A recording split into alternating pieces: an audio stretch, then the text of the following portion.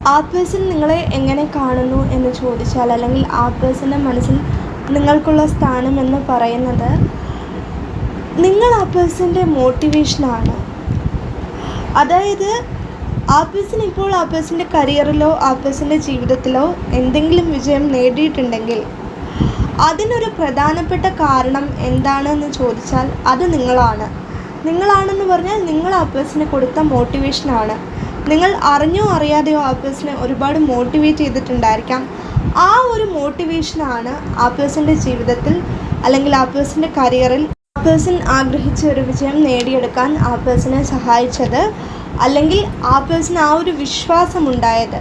അതായത് ആ പേഴ്സൺ ആഗ്രഹിച്ച നല്ല നല്ല കാര്യങ്ങൾ ആ പേഴ്സൻ്റെ ജീവിതത്തിൽ നേടിയെടുക്കാൻ സാധിക്കുമെന്നൊരു വിശ്വാസം ആ പേഴ്സണിൽ ഉണ്ടായത് നിങ്ങൾ ആ പേഴ്സണ് കൊടുത്ത ഒരു മോട്ടിവേഷൻ കാരണമാണ്. നിങ്ങൾ അറിഞ്ഞോ അറിയാതെയോ ആ പേഴ്സണെ മോട്ടിവേറ്റ് ചെയ്തത് കൊണ്ട് മാത്രമാണ് ആ പേഴ്സൺ ഇപ്പോൾ എന്തെങ്കിലും ഒരു വിജയം ആ പേഴ്സൻ്റെ കരിയറിലോ അല്ലെങ്കിൽ ആ പേഴ്സൻ്റെ ജീവിതത്തിലോ നേടിയിട്ടുണ്ടെങ്കിൽ അതിന് പ്രധാനപ്പെട്ട കാരണം നിങ്ങളുടെ മോട്ടിവേഷൻ മാത്രമാണ് എന്ന് ആ പേഴ്സൺ വിശ്വസിക്കുന്നുണ്ട്.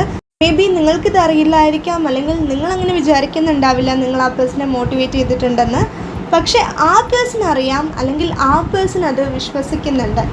നിങ്ങൾ ആ പേഴ്സൻ്റെ ലക്കി ചാമാണെന്ന് ആ പേഴ്സൺ വിശ്വസിക്കുന്നുണ്ട്. അതുകൊണ്ട് തന്നെ ആ പേഴ്സൺ നിങ്ങളെ ഒരുപാട് ബഹുമാനിക്കുന്നുണ്ട്, അല്ലെങ്കിൽ ആ പേഴ്സൺ നിങ്ങളെ ഒരുപാട് സ്നേഹിക്കുന്നുണ്ട് എന്ന് പറയാം.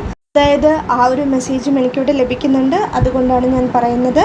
ഇതൊക്കെയാണ് നമ്മുടെ ഇന്നത്തെ റീഡിംഗ്. നിങ്ങൾക്ക് ഈ റീഡിംഗ് ഇഷ്ടമായിട്ടുണ്ടെങ്കിൽ, ഇതുപോലുള്ള റീഡിങ്സ് ഇനിയും കാണുന്നുണ്ടെങ്കിൽ ഈ ചാനൽ സപ്പോർട്ട് ചെയ്യുക, സബ്സ്ക്രൈബ് ചെയ്യുക. എല്ലാവരും എപ്പോഴും സന്തോഷമായിട്ടിരിക്കുക. Bye bye.